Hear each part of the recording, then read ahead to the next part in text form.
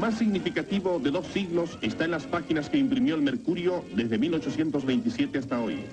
A través de 130 años, los diarios de la empresa El Mercurio no solo han reflejado con ética y conciencia periodísticas la actualidad y los problemas nacionales e internacionales, sino que han incorporado la técnica invariablemente más avanzada.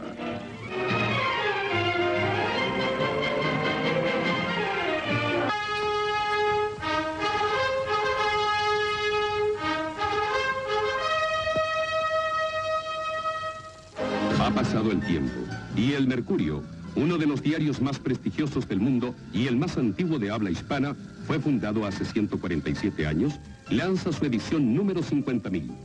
Autoridades, entre las que se cuentan los integrantes de la Junta de Gobierno y personeros de la empresa, se dan cita en un almuerzo de camaradería y reconocimiento a lo que El Mercurio representa para el periodismo, tanto nacional como extranjero. Hicieron uso de la palabra el director del Mercurio de Valparaíso, Alex Varela, y el presidente de la Honorable Junta Militar de Gobierno, General Augusto Pinochet, quien destacó el rol que el Mercurio siempre ha jugado por defender los principios cívicos y democráticos de nuestro país.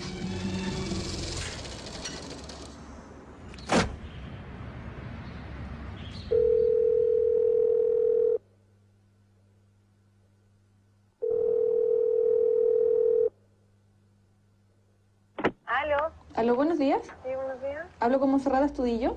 ¿Ella? Hola, mi nombre es Claudia Lagos, soy profesora de la Escuela de Periodismo de la Universidad de Chile. ¿Cómo estás? Bien, gracias. Mira, llamaba por lo siguiente. Lo que pasa es que yo estoy coordinando un taller de tesistas y quisiéramos, están haciendo sus tesis sobre el Mercurio y quisiéramos entrevistar a don Agustín Edwards. No, don Agustín no da entrevista. ¿En ningún caso? Ningún caso. Ni siquiera entregando la solicitud formal por una carta explicando de qué se trata el proyecto. No da entrevista. Ni escrita ni nada. No. ¿No hay ninguna posibilidad de poder...? No da entrevista de ninguna clase. No lo hace. Ya, ok. Bueno, gracias. Ya. Hasta luego.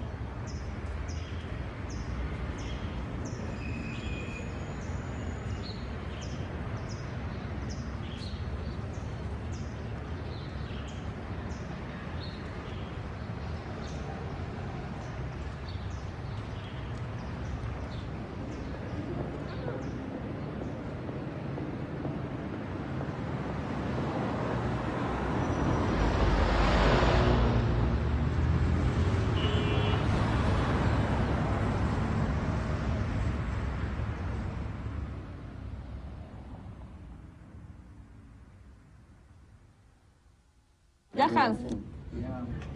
Bueno, lo que yo preparé sobre el vínculo entre el Mercurio y los derechos humanos lo traje redactado, así que lo voy a leer. ¿Qué hizo este diario para ocultar o justificar las violaciones a los derechos humanos? ¿De qué manera legitimó no solo los crímenes contra los derechos humanos, sino también al único gobierno en la historia que practicó la desaparición como política de Estado?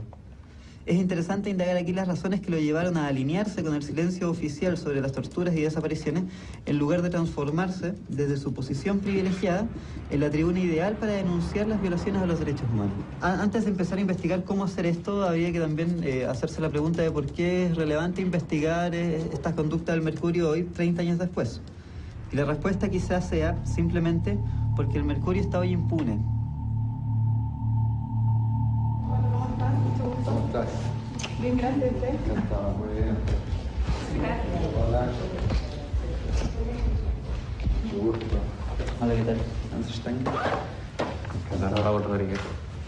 Hola, Elizabeth Jara. Encantado, pues. Claudio Sereno. Hola. Hola. Hola. ¿Cómo estás? Muy bien. ¿Tu nombre? María José Vilt. Me pregunto el nombre como si me fuera a acordar.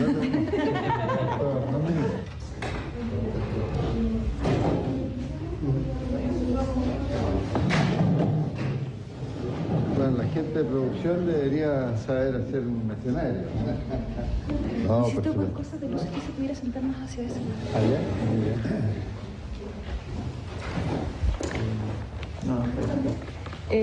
Bueno, nosotros habíamos intercambiado correos electrónicos. Mi nombre es Claudia Lagos, soy académica de la Escuela de Periodismo de la Universidad de Chile. Y en este momento, desde enero más o menos, estoy coordinando un taller de memorias. Los 6 muchachos que están acá son egresados de periodismo de la escuela y están haciendo su memoria sobre la influencia del Mercurio en los últimos 30 años. Cada uno aborda aspectos, va a abordar más bien aspectos específicos, porque estamos en una primera etapa que tiene que ver con el contexto general más bien del diario, su influencia política, económica, social. Y este taller es parte de esta investigación, es parte de un documental a cargo de la productora Ignacio Agüero, y que está documentando el proceso de investigación. Pero eso no me lo habían dicho, ¿verdad? Sí, te lo mandé por correo, que era parte del documental. Y por eso... Oye, yo siempre he tenido el máximo afán de colaborar especialmente con los grupos académicos y por supuesto con los estudiantes de periodismo. Le he destinado todo el tiempo, a pesar de lo exigente y demandante que es el horario de un director de diario recibir a los estudiantes de periodismo. Y colaboro con ustedes en lo que quieran, hacer una tesis sobre lo que ustedes quieran. Pero lo del documental, a mí me gustaría dejarlo congelado, ¿no? ¿Por qué no lo vemos después eso?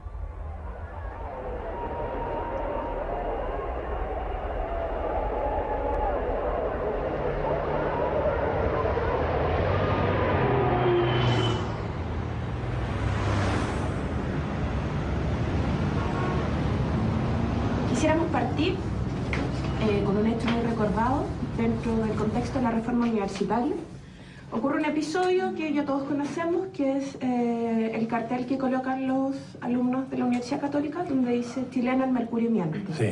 Mire, en realidad el Mercurio, como todo diario serio, se preocupa de las cosas que son importantes en el país. Indudablemente que un movimiento universitario desde ese carácter, con toma de la universidad y con carteles afuera, y fue un hecho muy importante desde el punto de vista periodístico.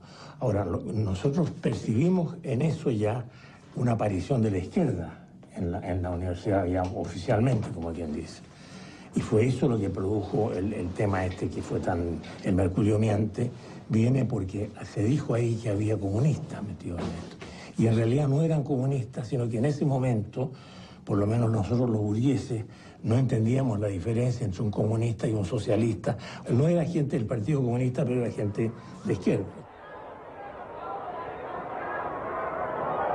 El Mercurio insistía, digamos, en descalificarnos, nosotros decidimos poner eso y el Mercurio ahí se editó con todo.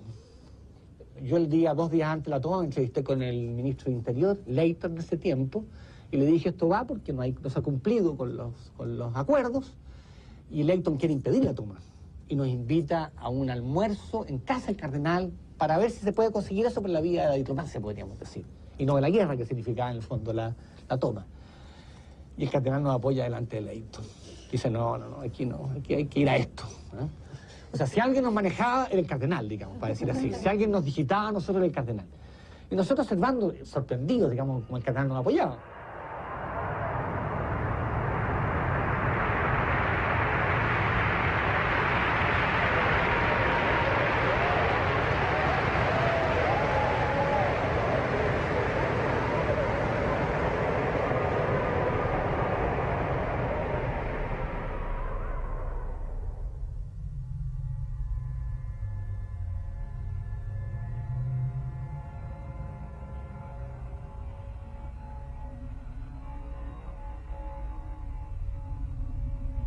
La universidad y el mundo latifundiario tenían algo de común. En el año 67, eran los 2 restos que le quedaban a la oligarquía chilena, a las clases altas tradicionales que se habían expresado en la derecha. El Mercurio, que entendió lo que estaba en juego, que era el término de la sociedad oligárquica chilena. El Mercurio entiende eso. La sociedad chilena iba por otro lado. Entonces, frente a la reforma agraria y frente a la toma de la Católica, el Mercurio adoptó una posición extrema que yo creo que está en el origen, porque tuvo que ser consecuente después. Y eso lo llevó entonces a ser un diario no solo anti, digamos, Allende, sino básicamente un diario antidemocrático, un diario golpista. Y una vez que justificó el golpe y que promovió el golpe, no pudo sino defender todas las violaciones de derechos humanos.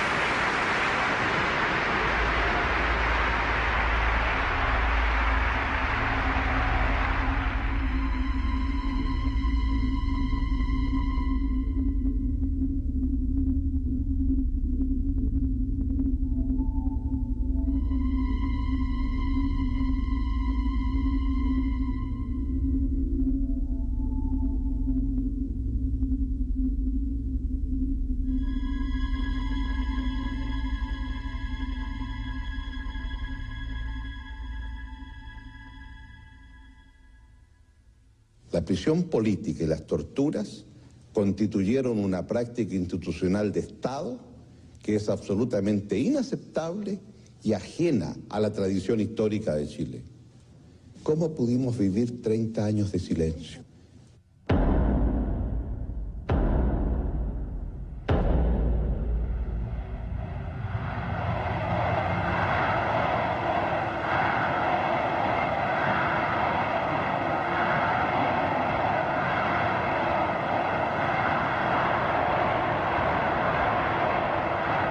¿Quiénes son los amos de la economía del país? ¿Quiénes son los que determinan lo que se produce? ¿Quiénes son los que controlan la distribución de los productos? ¿Quiénes son los que influyen determinantemente en la fijación de los precios? ¿Quiénes son los que gozan del crédito y las divisas? ¿Quiénes son estos grupos que han contado siempre con las franquicias que le otorgan todos los gobiernos y que se les niega al trabajador y al pequeño empresario? Son unos pocos, son una mayoría, son tan solo unas 40 familias. Citaremos algunos ejemplos. El Clan Edward está en el Banco Edward, en el Mercurio, en la editorial Lord Cochrane. Cuando ganó Allende en septiembre de 70, Augustine Edwards viajó prácticamente el día siguiente a Washington y se reunió con su amigo, un hombre de negocio que se llama Kendall, y él hizo el contacto con la Casa Blanca. Como hombre chileno, dueño de un diario, de todas maneras es notable que una persona así puede llegar a las altas esferas de la Casa Blanca tan rápido. En esos días se reunió en reuniones personales con Henry Kissinger, con el ministro de Justicia, John Mitchell, y con el mismo jefe de la CIA, Richard Helms. Y ahí empezaron a hablar, ahora tenemos los documentos de las conversaciones, todavía tachados, pero se nota, se da cuenta del tema de la conversación. Era obviamente cómo evitar que tome la presidencia Salvador Allende. Y específicamente hablan de la posibilidad de una opción militar. Quiero señalar frente a ustedes lo que es la moral de alguna prensa. Y quiero decirlo porque es la primera vez que lo voy a decir. Que no se olviden de aquello que expresa que el que siembra vientos cosecha tempestades. Que lo tengan en cuenta, que no insistan, como insiste el Mercurio hoy día, en una actitud antinacional, antidemocrática. Se debatía mucho en las esferas de la CIA y con el gobierno. Se propuso él mismo, como buen hombre de negocio, aunque está pidiendo, está embarcado en un proyecto de derrocamiento militar, está preocupado por la sanidad de su empresa. Entonces él pidió ayuda financiera y Estados Unidos tenía que decidir si vale la pena aportar dinero directamente a esa persona, a su diario, o no hacerlo, o sea, dedicarlo a otras cosas. Total, conversaron bastante y finalmente, para decidir, llevaron el tema al mismo presidente Nixon y él aprobó la ayuda directa de $700,000 a Dooney Edwards. Y después, poco tiempo después, se aprobó otro 300,000, o sea, $1 millón. Un año después se aprobó otro $1 millón. Y en total eran más o menos $2 millones de ayuda directa al Mercurio.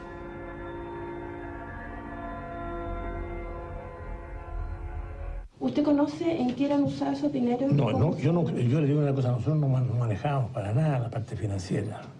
Así que yo no supe absolutamente nada. Todo esto se hacía por otra vía enteramente distinta, si es que hubo, yo nunca lo supe. De todas maneras, usted tenía un cargo bastante importante. Pero como le digo, nosotros el director mismo no tenía tampoco ninguna idea de esto. todo eso pasaba por otra corriente. Eran dos. Sobre todo considerando que la CIA no era un avisador formal como cualquier otra publicidad. O sea, estamos hablando de un financiamiento que perseguía ciertos intereses. ¿Usted sabe el monto de estas $700.000 el primer año, hasta $1 millón y más. Decía, y eso sale en el informe Church, que es los archivos desclasificados. No sabía la idea. Eso fue, sinceramente, primera vez que conozco las cifras. 950.000 adicionales después, a partir de... Al final, se supone que fueron casi 2 millones de pesos, de dólares, disculpe. Claro. 2 millones de dólares al No diario. sería raro porque en realidad el avisaje cayó tan verticalmente y el diario siguió caminando. Yo tuve una cierta disminución en la renta, pero nada más, no fue una cosa muy...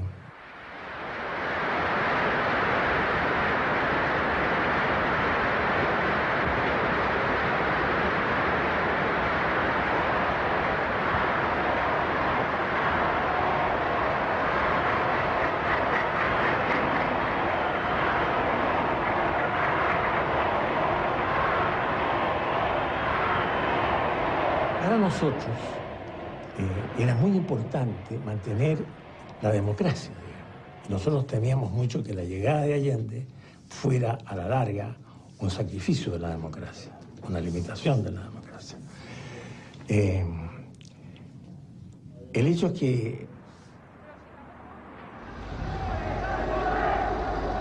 me acuerdo que yo me fui con el gerente, que me trajo en auto para arriba, y íbamos bien lánguidos los dos, y vemos de repente la llegada de los sindicatos del norte de la ciudad, en masa, digamos.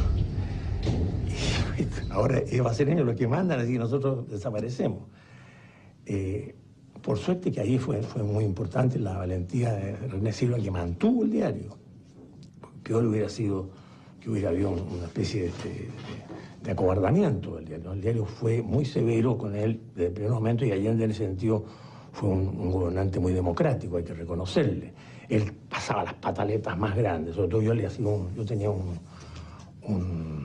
una columnilla, digamos, que se firmaba Cleck, ¿no? Que era muy agresiva con él. Él pataleaba, contestaba, hacía cualquier cosa, pero respetaba la libertad de prensa, con lo cual nosotros pudimos hacer toda la campaña.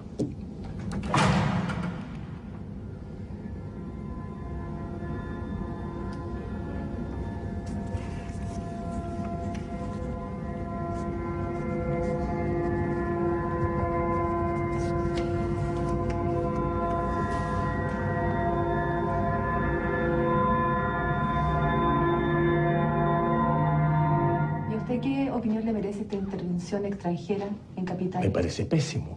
Si yo sabido, yo tenía esa actitud. Y claro que, por cierto, que no era admisible eso.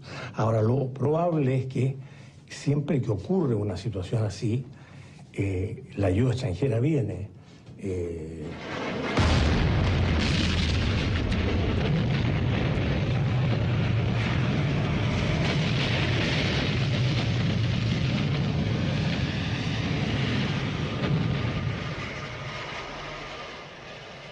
Bueno, al otro día del golpe sucede que muchos diarios no amanecen, desaparecen completamente. ¿Cómo se vive esa desaparición del resto de los medios en el Mercurio? ¿Hay alguna preocupación? ¿Es un tema dentro del...? Claro que es un tema. Es un tema, pero nada más que un tema, no una preocupación, digamos, porque, qué sé yo, ya escapar nosotros ya era una gran cosa. Un náufrago normalmente no se preocupa de los otros, salvo que sean parientes de él, ¿no? Y en este caso eran competidores. Así que...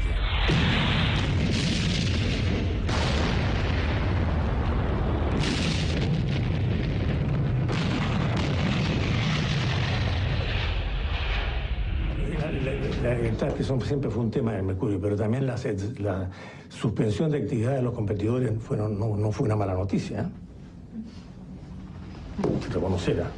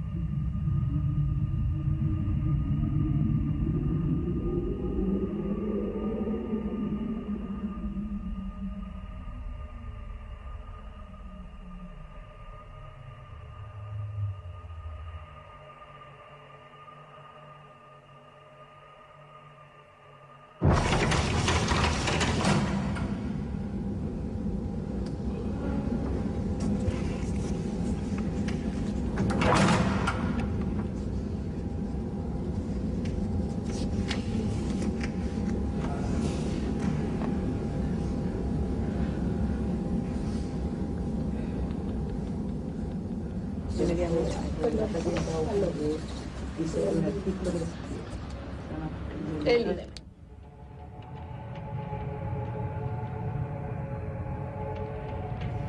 Tengo como 3 aristas. Uno que está relacionado como con los antecedentes que me pueden entregar los familiares de los detenidos desaparecidos, que es como reconstruir la historia a partir de ellos, de sus antecedentes, de su historia, de lo que tengan que contar. No, y de hecho este caso es importante porque es el ícono de la vergüenza de la prensa nacional, o sea, muchos periodistas lo toman así. O sea, cuando le preguntan como de qué se podría avergonzar la prensa nacional, hablan del caso de la lista de los 119. Cuando aparece la lista de los 119, nosotros estábamos en el comité de propaz, era un día que había reunión, y llega un familiar, precisamente mi hermano, y llega con el diario La Segunda, que es la primera lista. Y llega alterado, llorando, y dice, los mataron a todos. Y muestra la tapa del diario.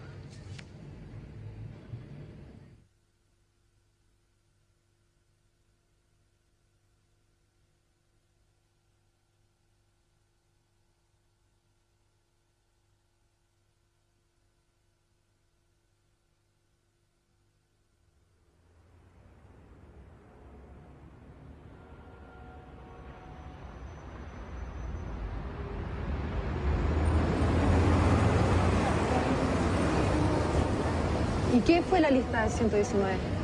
La lista de los 119 es un montaje comunicacional que articuló la dictadura para dar una respuesta por el cuestionamiento internacional que había por las personas que estaban detenidas y estaban siendo reclamadas por sus familiares. A esa altura, en el año 75, habían cientos de personas que estaban en la calidad de desaparecidos. Y ante estos cuestionamientos, la dictadura orquestó mediante la DINA y sus contactos en el Cono Sur la aparición de 2 listas en 2 medios que tuvieron solamente una edición. Que una fue la revista Lea en Argentina y la otra publicación fue el diario Novo Dia en Curitiba, Brasil.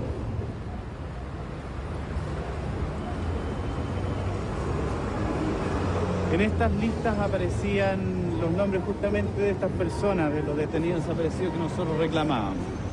Eso apareció en el extranjero. Esto apareció en el extranjero. ¿Y acá en Chile? Y a través de la agencia UPI se reeditó la noticia acá en Chile.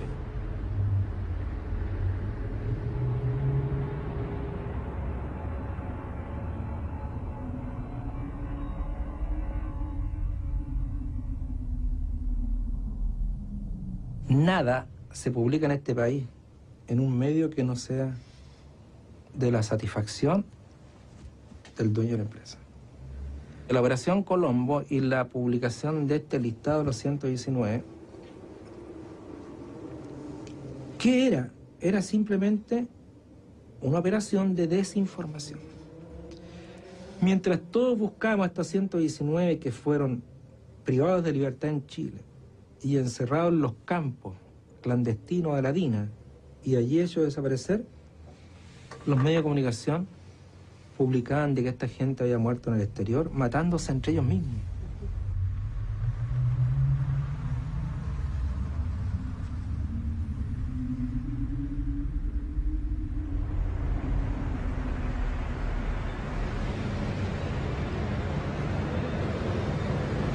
Cuando a Arancibia lo detienen y le secuestran en su poder muchos elementos que después les sirvieron como prueba en su contra.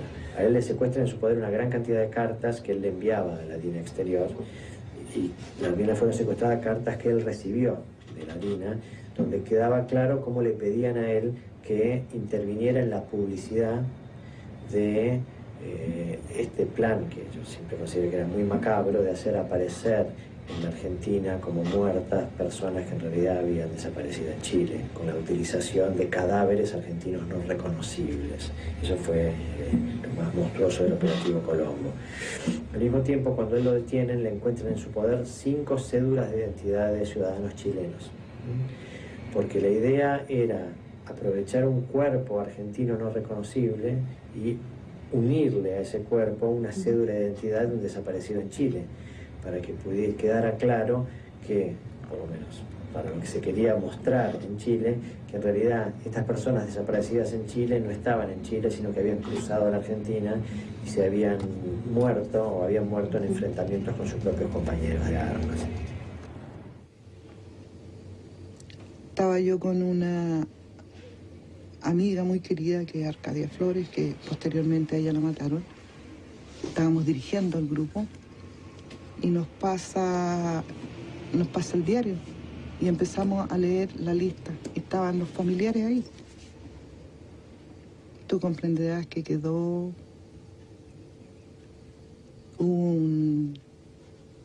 se desencadenó, digamos, primero un silencio absoluto.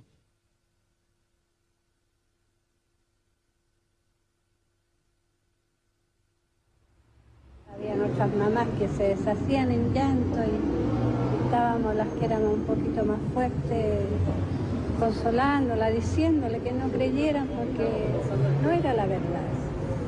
Hubo un grupo que incluso fue a algunos diarios a reclamar, a preguntar de dónde habían sacado la información. ¿Se acuerda de eso? Empezamos a salir nosotros puerta a puerta y fuimos al Mercurio, fuimos a los diarios donde salieron las noticias.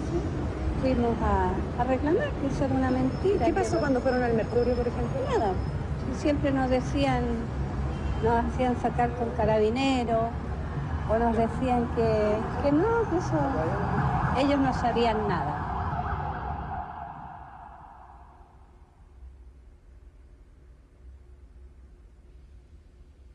No sé si recuerda usted una información de una lista de personas que supuestamente había sido asesinada en el extranjero. ¿Recuerda esa información? Sí. Que después se llamó la Operación Colombo. Exactamente. ¿Y usted recuerda cómo se generó esa información? No, yo no sé, eso no tengo la menor idea porque sé que le entregaron una información, o sea, que llegó una información al Diego Portales, porque Diego Portales. Sí, yo entrevisté a un periodista de La Segunda que incluso lo mencionaba a usted, sí, como que usted había sido la persona que entregó esa información a los medios. Eso es falso. Yo no entregué nunca una información a nadie.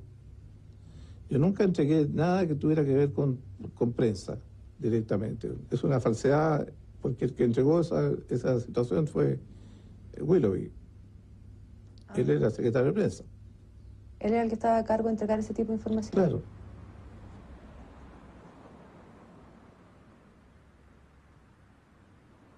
Inventaron los servicios de inteligencia esto de que todos los desaparecidos habían muerto en un enfrentamiento y sacaron un diario falso. No podía ser más burdo y malo, y ahora yo creo que van a ir para adentro por eso. ¿Sabe? Esa es una técnica que ustedes la conocen, que es la del rebote. Entonces, lo que hicieron fue dar la información en Santiago para que rebotara en Brasil, y salía en Brasil, y entonces se aprovecha el Río de Janeiro del diario ta. ¿Usted cómo se enteró de esta noticia, de estos 119 chilenos que supuestamente... Porque llegó a mi oficina una persona que me mostró un diario, entonces, de un diario brasilero que era una fotocopia. Llamé al subsecretario de Relaciones Exteriores y le dije, mire, hay esta cuestión, entonces yo le voy a pedir oficialmente de que usted le escriba al embajador en Brasil para que le diga que sí o no existe ese diario. Y me dijo, confirme, y después de los 2 o 3 días me llamó por teléfono y me dijo, tenemos la confirmación de que no existe. Entonces yo tenía reunión con la Junta y le dije, pasa esto. Obviamente algunos de ellos sabían que lo había pasado. Dije, pero ese diario no existe. Entonces yo lo que voy a hacer es que a mi nivel esto no existe. Pero igual la prensa publicó esa información. Claro, porque tenían canales propios. Si también la DINA pagaba periodistas y DINACO les da pitutos también sobre sueldo. ¿Sabe qué periodistas le pagaba la DINA? ¿O se recuerda algunos que sean...? ¿Cómo cree usted que se podían montar estas noticias falsas? ¿Cuál es su locuración? ¿Qué se le ocurre respecto a eso?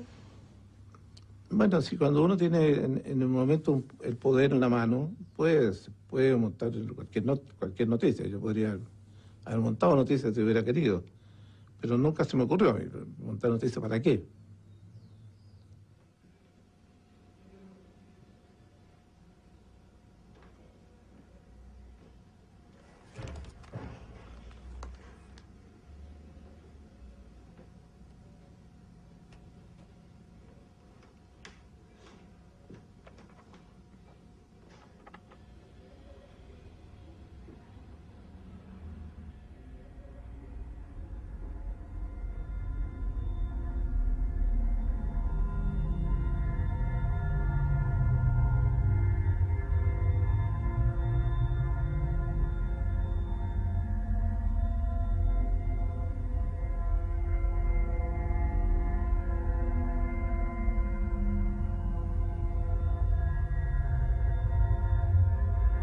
Ahora, no entiendo la noticia falsa de esto de los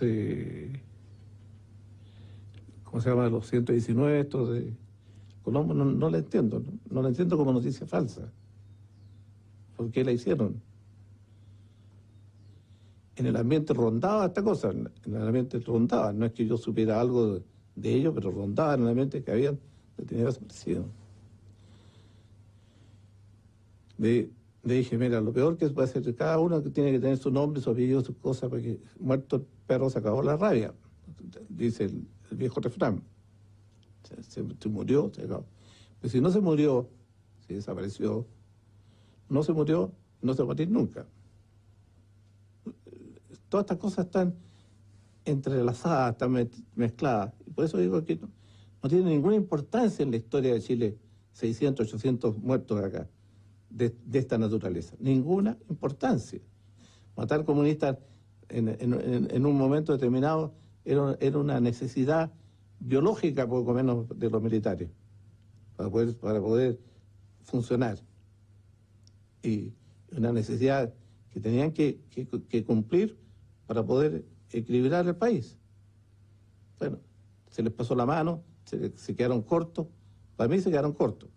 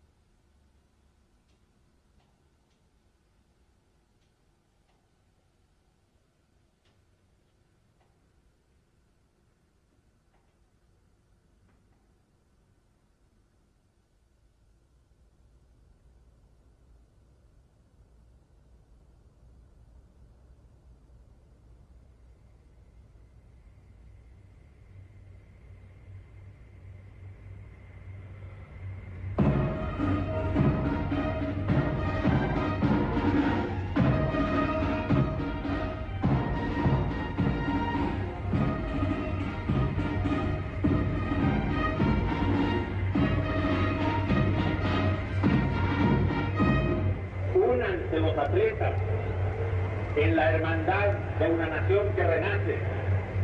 Pierdan o ganen, pongan en juego sus mejores energías y para que en el ardor de la competencia brillan las nobles virtudes olímpicas.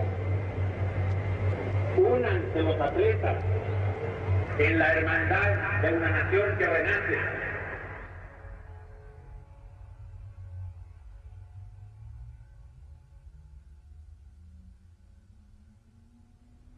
Una de las características de las prácticas periodísticas es la verificación de las fuentes. ¿Alguna vez ustedes cuestionaron la información que les entregaban? A nosotros teníamos información propia. Sí, yo soy relativamente orgulloso, no crea que no. Estoy bastante indignado por lo más con esta entrevista muy irrespetuosa que me están haciendo. Pues yo no venía preparado para esto, yo para un acoso político no venía preparado. No, yo encuentro que no es político, son hechos que sucedieron y es importante. Muy político, muy político. Está orientado claramente a un punto. A conocer el funcionamiento de la prensa en dictadura.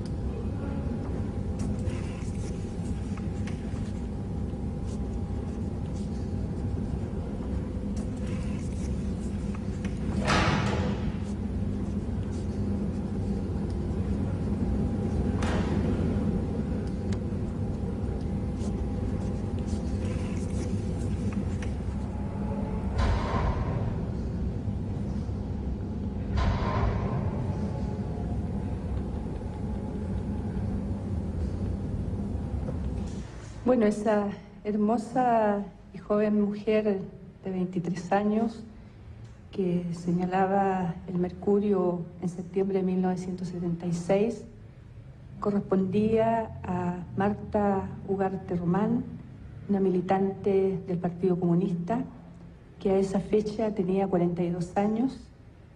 Yo la conocía desde mi juventud por el hecho de que ella era del mismo partido que mi padre, que al momento de la detención era el subsecretario general del partido. Marta Ugarte había sido detenida el día 9 de agosto de 1976 y desde ese momento, al igual que muchos otros militantes, se encontraba desaparecida. Hasta los primeros días de septiembre, en que otra militante comunista, Rosa Leiva, recuperó su libertad. Al obtener su libertad, concurrió a la Vicaría de la Solidaridad y allí ella narró todo lo que había compartido con Marta Ugarte en la celda durante esos días. Al cabo de una semana nos encontramos nosotros con la foto de Marta Ugarte, el cuerpo que había aparecido en la playa Los Molles, donde se señalaba de una hermosa y joven mujer de 23 años, y realmente fue un impacto muy grande para nosotros ver su rostro, porque lo que nos había dicho esta prisionera que había recuperado su libertad se había cumplido, de que ni ella ni mi padre iban a salir con vida de ese lugar. En el caso de Marta Ugarte, se trataba de una mujer, por lo que yo recuerdo ya,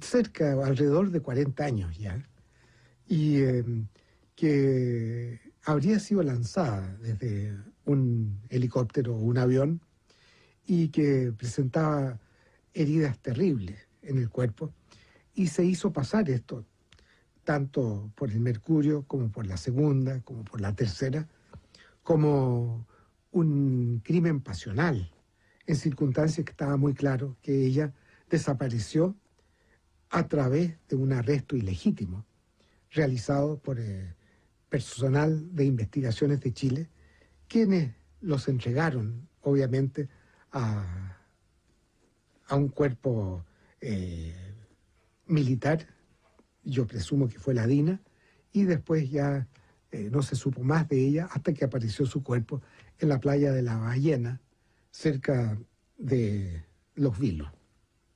Eso es lo único que puedo decir de ella. Sí hubo una maniobra de prensa. Llegué yo a interrogar a algunos periodistas que revelaron de una manera muy elocuente este crimen pasional, en el cual obviamente no se puede creer.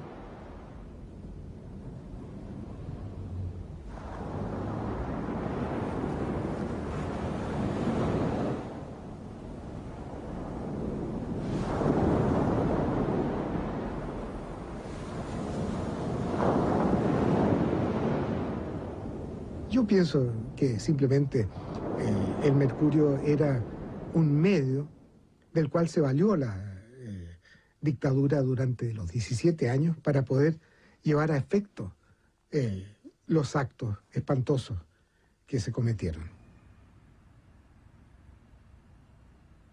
Me sentí que yo había escrito una hueá que nada que ver, pues, entonces que era gravísimo, pues fui, pues.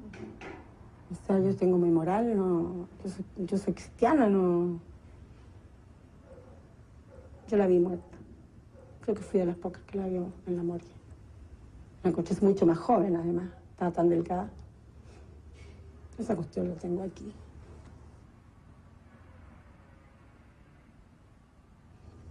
No, yo le fui a pedir perdón a esa gente. ¿Sí? Se presentó que era periodista como corresponde y nos dijo, es decir, de que ella había estado antes que levantaran el cuerpo cuando estaba en la playa todavía. Entonces que ella la había visto, que había quedado bien, que se notaba que era una persona buena moza, que tenía bonita piel. Esa fue la conversación. Lo describió en esos aspectos. Y que nos decía esto para que nosotros nos tranquilizáramos, quedáramos más tranquilas. Quedamos tranquilitas. Eso fue una cosa así, no fue más. No, estaba totalmente desfigurada. Estaba con... La expresión de su cara fue muy terrible, porque la verdad que tenía una expresión de dolor, de espanto, de horror. Una cosa muy terrible tenía la expresión de su cara con los ojos desorbitados, porque parece que ella todo lo vio. Lo que pasa es que, yo te voy a decir una cosa, lo que pasa es que yo escribí que era una niña joven, ¿ah? Porque yo la vi joven, pero era que estaba flaca, porque quizás cuánto tiempo la habían tenido presa que no comíamos, ¿entendí? Y en la ligereza que uno puede tener para escribir. ¿Y cómo se fue acercando, por ejemplo, al organismo de seguridad, por ejemplo, a la DIN, a la CNI? Bueno, esta cuestión fue una movida que hicimos todos juntos, porque era una fuente noticiosa. Entonces yo dije, hay que ver estos buenos porque hay que preguntarle las cosas que pasan, hay que tener un contacto. Y fuimos con el Pablo Honorato y un par más. Ellos tenían su staff, anda a saber tú. Mandarían comunicados también. A veces debe haber pasado que nos contaron algo.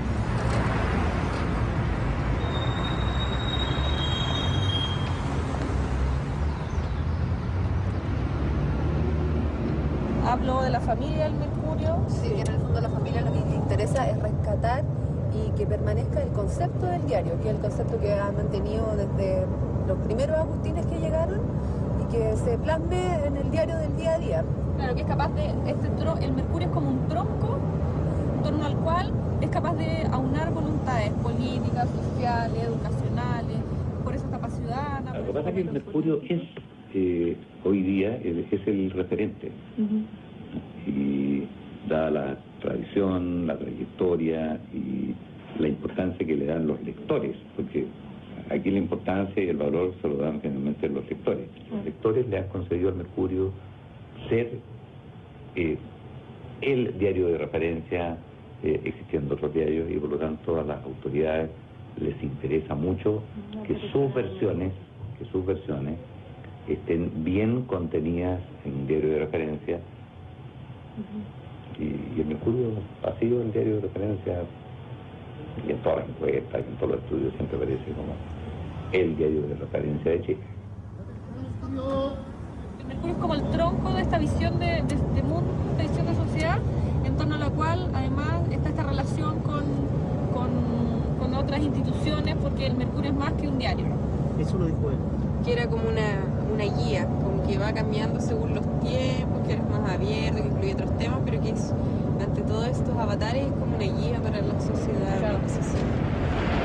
Oye, y entonces de Edwards dijo que era muy difícil porque no daba entrevistas, claro, porque no daba entrevistas, porque era tímido y porque estaba medio sordo. un poco sordo. Un poco sordo. Una de las entrevistas más difíciles de mi vida fue para el centenario del diario El Mercurio, que en El Mercurio me pidieron que entrevistara a don Agustín Edwards. Ya estábamos en Democracia. Y fue difícil porque, en primer lugar, es muy difícil entrevistar al patrón, ¿no es cierto? Yo no tenía ninguna confianza con él. Y tenía la conciencia clara de que había preguntas incómodas que yo debía hacérselas al dueño del diario en su diario. No se la doy a cualquiera. Y después me metí en temas de prensa, digamos, que también había bastante tema. Y finalmente, un gran recuadro con el Mercurio como responsable, qué responsabilidad asumía por haber sido tan sigiloso, digamos, tan cuidadoso, durante el régimen militar. Aquí tengo unas 2 o 3 preguntas de las que le hice, tenía el interés de leerla. Dice, ¿cómo explica usted que durante el gobierno militar el diario no haya usado todo su poder para que imperara el Estado de Derecho que siempre ha defendido editorialmente? Entonces, nos dice que hay que ponerse en los tiempos. Hubo censuras, bandos, decretos excepcionales. Era muy difícil o imposible la investigación periodística. Pero finalmente no fue por temor ni por presiones que publicáramos poco de lo que ahora sabemos, sino que porque no teníamos información seria sobre las acusaciones que en ese tiempo circulaban como rumores imposibles de confirmar.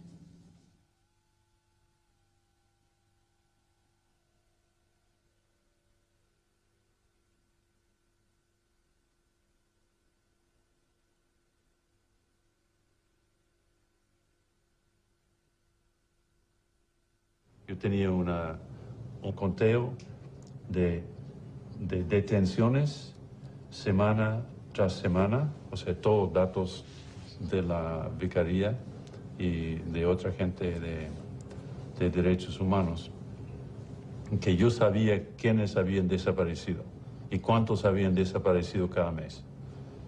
Eso o sea, mientras estaban desapareciendo, yo estaba haciendo ese conteo. Yo hacía todo ese trabajo con la gente de derechos humanos. Aquí en Chile, como yo creo que únicamente en el mundo, en ese momento, había un aparato de información sobre los derechos humanos que era lo más completo y serio en el mundo. Yo no sé en ninguna otra parte donde se juntaban los datos y los testimonios, guardaba la información, y yo tenía confianza total que los datos eran verídicos.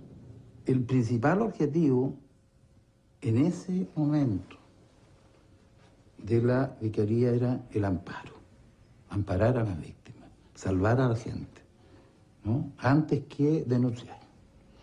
Esa era la línea de la iglesia, ese era el primer objetivo. Pero obviamente hubo un segundo objetivo que fue entendiéndose que era necesario, ¿no?, para detener esta política represiva de carácter criminal, que era la información. Y entonces se creó el boletín Solidaridad en la vicaría, en el año 76. Este boletín sí se enviaba a todos los medios de comunicación, era un boletín público, y dentro del listado, ¿no es cierto?, de la gente que recibía el boletín no solamente estaba las embajadas, ¿no es cierto?, bueno, la iglesia, por supuesto, los organismos internacionales, en fin, también estaban los medios de comunicación.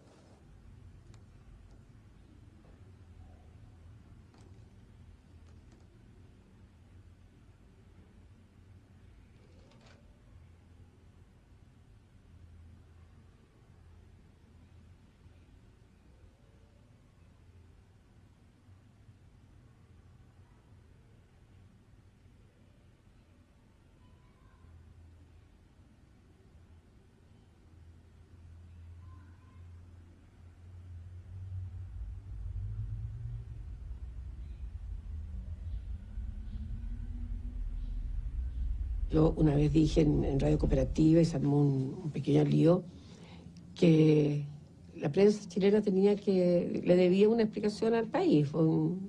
Estaban hablando mucho en ese tiempo del perdón, del reconocimiento de responsabilidades. Creo que la Asociación de la Prensa, el Colegio de Periodistas, los medios de comunicación, todos pecaron de lo mismo. O sea, no era fácil, ¿eh? No era fácil. individualmente muy difícil, pero uno dice, esos tremendas paredes que tienen los medios, imagínate un Mercurio clausurado, habría sido un escándalo internacional. Ellos debieron haber usado más poder. Ellos tenían un poder enorme, la prensa es un poder, el Mercurio tiene un gran poder, y yo pienso que pudo haberlo usado más. O sea, ¿por qué no se jugaron más? Entre otras cosas porque eran partidarios del régimen. Eso es obvio, ¿no es cierto? Señores, la democracia es el mejor caldo de cultivo a los comunistas. Y este gobierno chileno hoy repudia al comunismo, con toda su letra.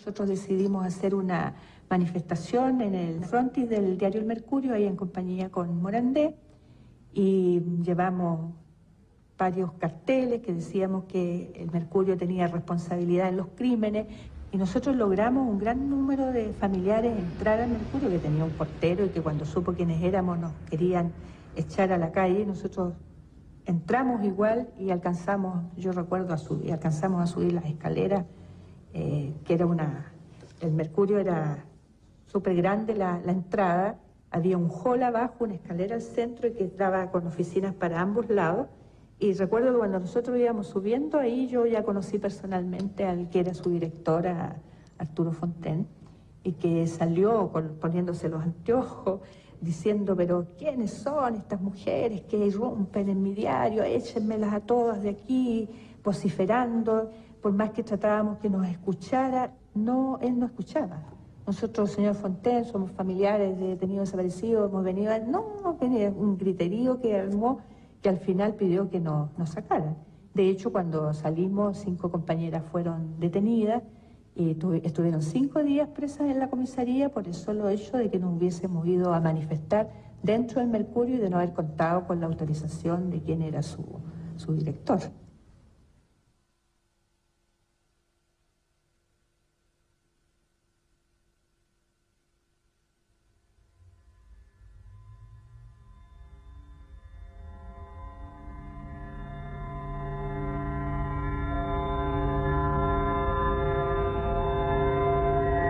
Cuando se produce una situación internacional como era esta, porque esta era mucho más que un problema chileno, era una especie de experiencia socialista nueva de la democracia, digamos, dentro de un régimen marxista. Era una cosa de gran interés para el propio movimiento comunista, así que ellos tienen que haber tenido también muchos recursos. ¿Y usted sabía de las gestiones que estaba haciendo Agustín Edwards?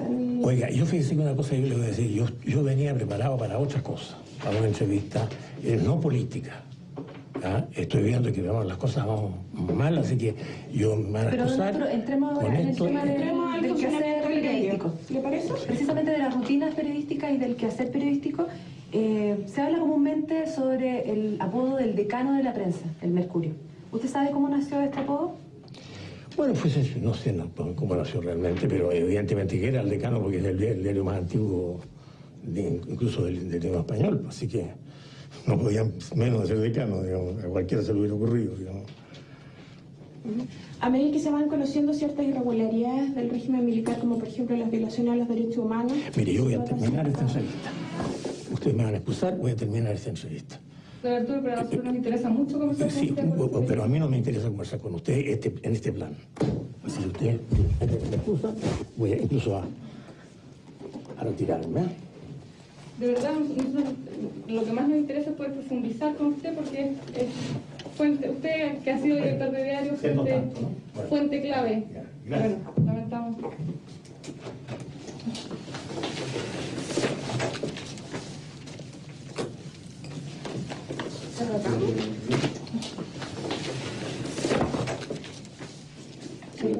Partamos la base, yo creo que habrá consenso sobre eso, que el Mercurio tiene una enorme responsabilidad en las violaciones de derechos humanos y que es uno de los actores que no ha reconocido esa responsabilidad. Yo tengo la impresión que no, que el Mercurio, en la medida que se jugó tan denodadamente por el término de la democracia en Chile, que se jugó a fondo por eso, de ahí para adelante no tiene un recambio generacional que le permita renegar de lo que esa generación hizo, porque lo que tendrían que decir es lo que dijimos, lo que hicimos en la época de Allende, no debiéramos haberlo hecho, pero para eso tendría que decir lo que hicimos respecto a la Universidad Católica tampoco lo debiéramos haber hecho, tendría que negar su historia. Entonces, en ese sentido, si hay un actor que va a defender siempre las violaciones de derechos humanos y que nunca va a poder ser portador de un mensaje, digamos, libertario y democrático, es el Mercurio. Aunque a muchos de nosotros nos den columnas a veces para opinar, aunque el diario aparezca a veces con un cierto pluralismo, sin embargo, su esencia es la del Chile autoritario, más duramente derechista y... A medida que se van conociendo ciertas irregularidades del régimen militar, como por ejemplo las violaciones a los derechos humanos... Mire, yo voy a terminar esta entrevista. Ustedes me van a excusar, voy a terminar esta entrevista. Don Arturo, pero a usted nos interesa mucho conversar Sí, con usted. pero a mí no me interesa conversar con usted en este plano. Si usted me excusa, voy a ir incluso a retirarme. De verdad, lo que más nos interesa es poder conversar con usted porque usted que ha sido director de diario, fuente clave. Bueno, estamos.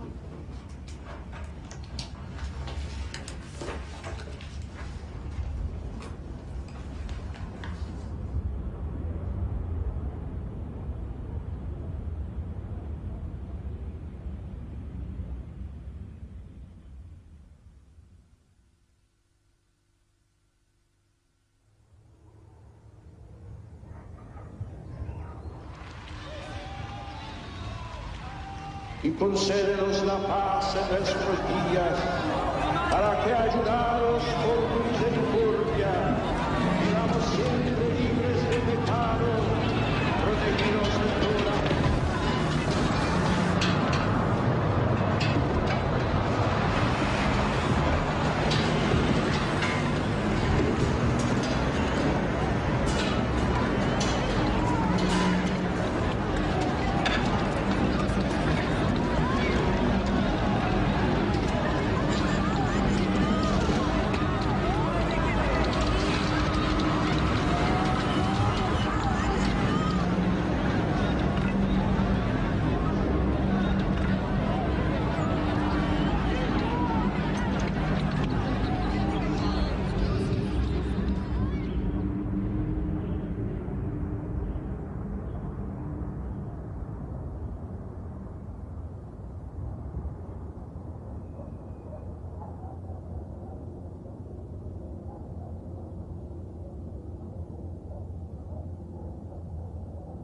El montaje de esto del diario Mercurio, esto parte de una foto en la cual yo sí aparezco en la universidad, que fue obtenida de los organismos internos, o sea, una sanidad interna que nosotros tenemos en la universidad, y se me involucra junto con una foto que supuestamente del Parque O'Higgins, del incidente, acusándome que ser uno de los violentistas en el Parque O'Higgins cuando vino el Papa.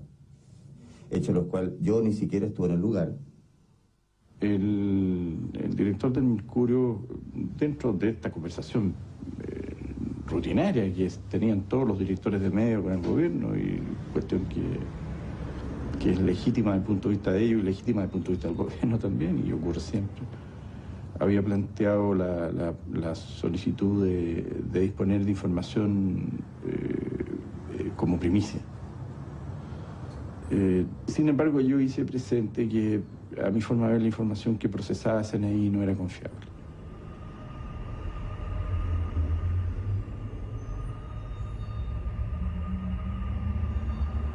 Cuando se está en la moneda y se ve esos datos, uno dice, atención, a lo mejor no toda la información que llega a SNI es consistente y la práctica hace surgir el escepticismo. De manera que cuando a mí me entregaban periódicamente información sobre el estado de las investigaciones, no me parecía que hubiera consistencia en la información. Y por esa razón yo le dije en reiteradas ocasiones al director del diario que no disponía de esa información, que no me parecía confiable la información que por el momento se tenía. Después entiendo que a través de su red de contactos y relaciones, el diario estableció contacto con gente del organismo de seguridad y estos, al ver la negativa de la moneda a dar validez a su información, la entregaron directamente. Cuando publicaron esta foto, ya estaba ya detenido. La noche anterior, el día de la noche anterior, tipo 11 de la noche, esto ya está impreso, me fueron a buscar a la 1:30. Aparece el diario y resulta que cuando el diario se está imprimiendo, no había decreto, no había nada respecto a nuestra detención. Tuve aproximadamente 5 días, en la cual los niveles de tortura y de amedrentamiento fueron subiendo.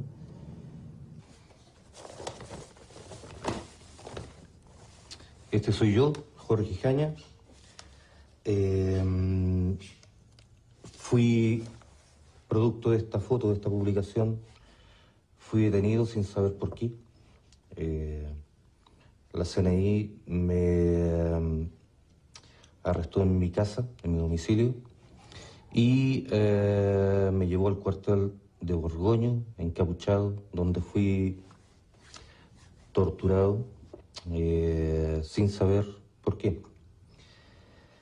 El montaje de esto fue tan burdo, tan estúpido, tan tontamente hecho, que al nosotros presentar la querella, ¿cierto?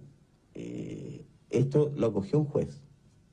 Y en aquellos tiempos, ¿cierto?, que lo acogiera un juez era importante, porque no acogían recursos de amparo que estaban peligrando la vida de las personas, pero esto era tan claro, tan burdo, que sí lo cogió y le significó 2 veces el careo del señor Cuadra con el señor Edward.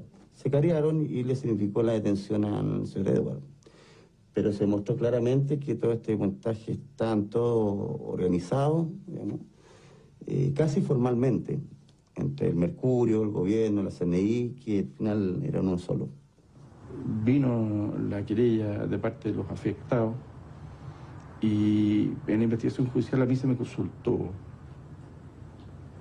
como responsable del Ministerio de Secretaría General de Gobierno si tenía conocimiento de la entrega por el Ministerio de esa información y en especial si yo había entregado la información, a lo cual respondí negativamente porque efectivamente hasta el día de hoy yo no sé quién entregó la información a quién.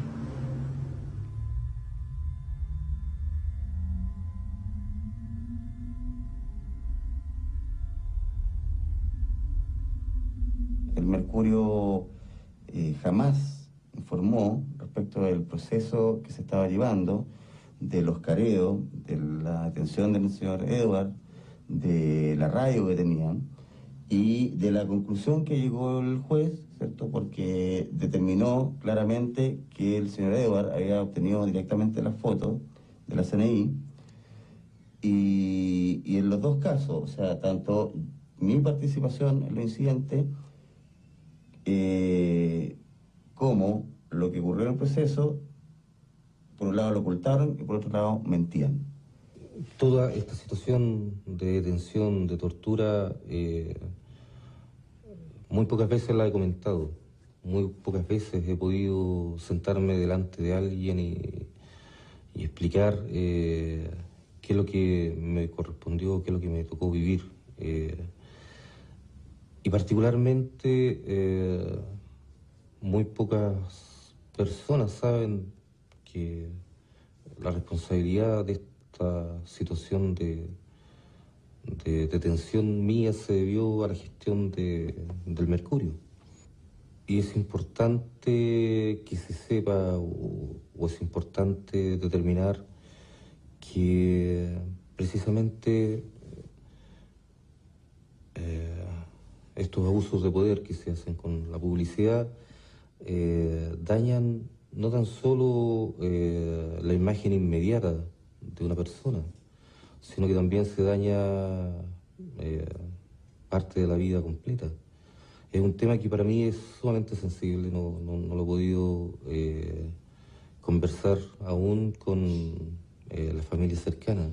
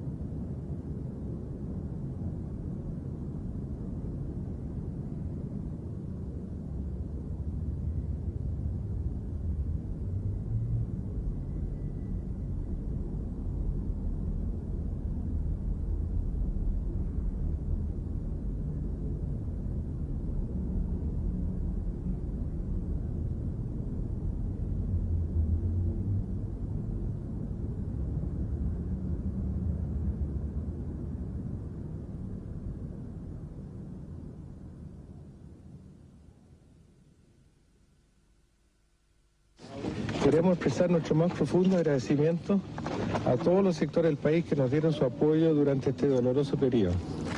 Al presidente de la República, quien se mantuvo permanentemente interesado por la situación que nos afectaba.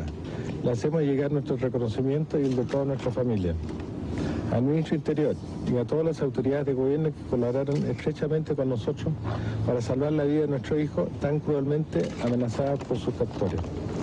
A las instituciones policiales, carabineros e investigaciones, por el acendrado profesionalismo de que dieron muestra, así como las nobles virtudes humanas de sus hombres. Nuestra especial gratitud para todos los medios de prensa del país y del continente. Señor Edwards, antes del secuestro o desaparición de su hijo en Chile, ha habido otros casos de personas que por motivos políticos han desaparecido y hasta el momento actual no aparecen, no se sabe dónde están. ¿Cómo ha cambiado su visión de ese problema luego de la experiencia vivida con su hijo Cristian? ¿Usted qué diría a esas madres que todavía no encuentran a sus hijos? ¿Quisiera decirles algo después de su experiencia? Tener fe nomás. Tener fe en el Señor. Y que lo que Él decía, por último, es una cruz que te mandan y es una señal. Y una señal que no necesariamente mala, todo lo contrario. Es más bien positivo, porque a nosotros nos produjo muchas cosas positivas. La unión de la familia, hermanos con que no habíamos hablado mucho tiempo, se juntaron. Fue muy positivo.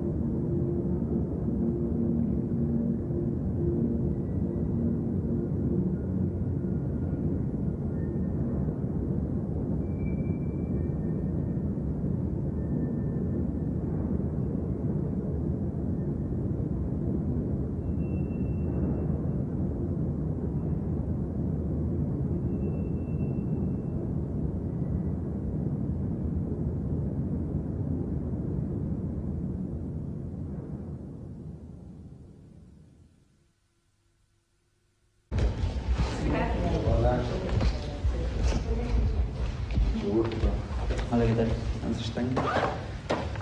Raúl Rodríguez. Hola, Elizabeth Fares. Encantado, pues. Claudio Sereno. Hola. Hola. Hola. ¿Cómo estás? Muy bien. ¿Tu nombre? María José Vilches. Me pregunto el nombre como si me fuera a acordar.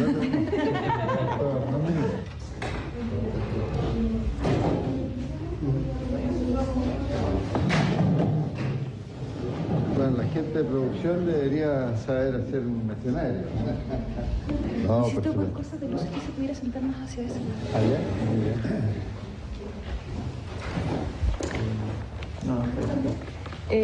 Bueno, nosotros habíamos intercambiado correos electrónicos. Mi nombre es Claudia Lago, soy académica de la Escuela de Periodismo de la Universidad de Chile. Y en este momento, desde enero más o menos, estoy coordinando un taller de memorias. Los 6 muchachos que están acá son egresados de periodismo de la escuela y están haciendo su memoria sobre la influencia del mercurio en los últimos 30 años. Cada uno aborda aspectos, va a abordar más bien aspectos específicos, porque estamos en una primera etapa que tiene que ver con el contexto general más bien del diario, su influencia política, económica, social. Y este taller es parte de esta investigación, es parte de un documental a cargo de la productora Ignacio Agüero, y que está documentando el proceso de investigación. Pero eso no me lo habían dicho, ¿verdad? Sí, te lo mandé por correo, que era parte del documental. Y por esto... Oye, yo siempre he tenido el máximo afán de colaborar con especialmente con los grupos académicos y por supuesto con los estudiantes de periodismo, ¿no? Le he destinado todo el tiempo, a pesar de lo exigente y demandante que es el horario de un director de diario recibir a los estudiantes de periodismo. Y colaboro con ustedes en lo que quieran, hacer una tesis sobre lo que ustedes quieran. Pero lo del documental, a mí me gustaría dejarlo congelado, ¿no? ¿Por qué no lo vemos después eso, ¿no?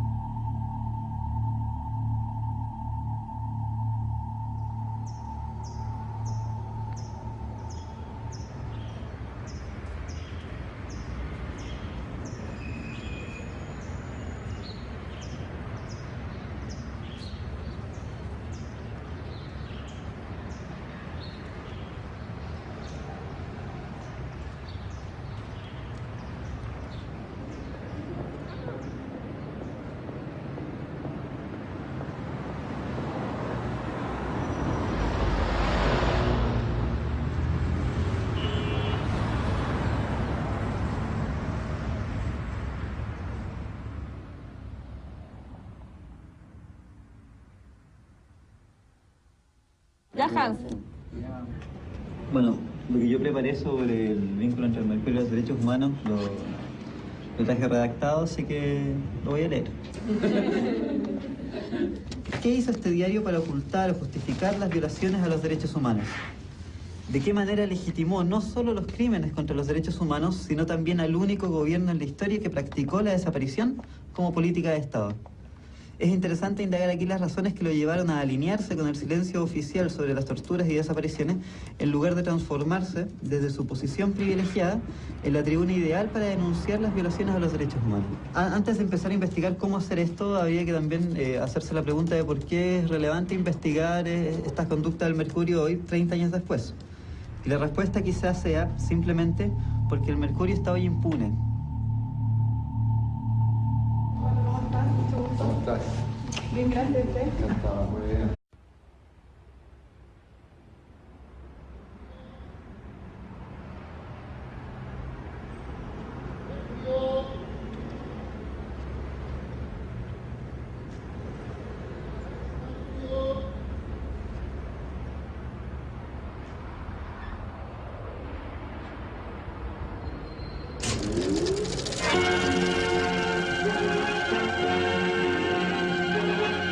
Lo más significativo de 2 siglos está en las páginas que imprimió el Mercurio desde 1827 hasta hoy.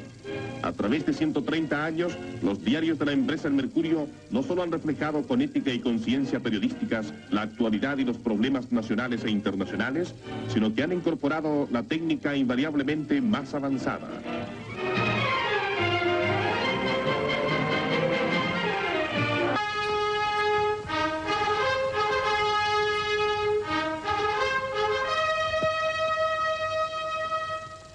Ha pasado el tiempo y el Mercurio, uno de los diarios más prestigiosos del mundo y el más antiguo de habla hispana, fue fundado hace 147 años, lanza su edición número 50.000. Autoridades, entre las que se cuentan los integrantes de la Junta de Gobierno y personeros de la empresa, se dan cita en un almuerzo de camaradería y reconocimiento a lo que el Mercurio representa para el periodismo, tanto nacional como extranjero. Hicieron uso de la palabra el director del Mercurio de Valparaíso, Alex Varela, y el presidente de la Honorable Junta Militar de Gobierno, general Augusto Pinochet, quien destacó el rol que el Mercurio siempre ha jugado por defender los principios cívicos y democráticos de nuestro país.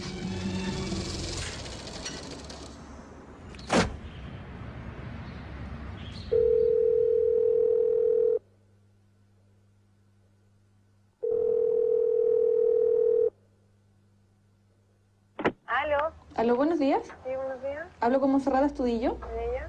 Hola, mi nombre es Claudia Lagos, soy profesora de la Escuela de Periodismo de la Universidad de Chile. ¿Cómo estás? Bien, gracias. Mire, llamaba por lo siguiente. Lo que pasa es que yo estoy coordinando un taller de tesistas y quisiéramos, que están haciendo sus tesis sobre el mercurio y quisiéramos entrevistar a don Agustín Edwards. No, don Agustín no da entrevista. ¿En ningún caso? Ningún caso. Ni siquiera entregando la solicitud formal por una carta explicando de qué se trata el proyecto. No da entrevista. Ni escrita ni nada. No. ¿No hay ninguna posibilidad de poder...? No da entrevista de ninguna clase. No lo hace. Ya, ok. Bueno, gracias. Ya. Hasta luego.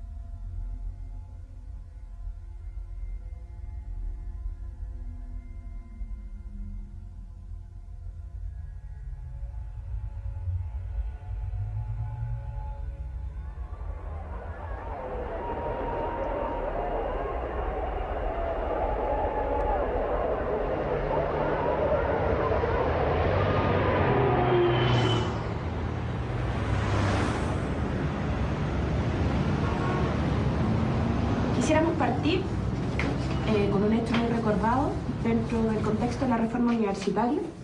Ocurre un episodio que ya todos conocemos, que es el cartel que colocan los alumnos de la Universidad Católica, donde dice chileno el mercurio miente. Sí. Mire, en realidad el Mercurio, como todo diario serio, se preocupa de las cosas que son importantes en el país. Y indudablemente que un movimiento universitario desde ese carácter, con toma de la universidad y con carteles afuera, y fue un hecho muy importante desde el punto de vista periodístico. Ahora, nosotros percibimos en eso ya una aparición de la izquierda en la universidad, ya oficialmente, como quien dice. Y fue eso lo que produjo el tema este que fue tan... El mercurio miente viene porque se dijo ahí que había comunistas metidos en esto. Y en realidad no eran comunistas, sino que en ese momento, por lo menos nosotros los burgueses, no entendíamos la diferencia entre un comunista y un socialista. No era gente del Partido Comunista, pero era gente de izquierda. El Mercurio insistía, digamos, en descalificarnos, nosotros decidimos poner eso y el Mercurio ahí se editó con todo. Yo el día, 2 días antes de la toma, me entrevisté con el ministro de Interior, Leighton, de ese tiempo, y le dije, esto va porque no se ha cumplido con los acuerdos, y Leighton quiere impedir la toma. Y nos invita a un almuerzo en casa del cardenal para ver si se puede conseguir eso por la vía de la diplomacia, podríamos decir, y no de la guerra, que significaba en el fondo la toma. Y el cardenal nos apoya delante de Leighton. Dice, no, aquí hay que ir a esto. ¿Eh? O sea, si alguien nos manejaba, era el cardenal, digamos, para decir así. Si alguien nos digitaba, nosotros era el cardenal. Y nosotros observando, sorprendidos, digamos, como el cardenal nos apoyaba.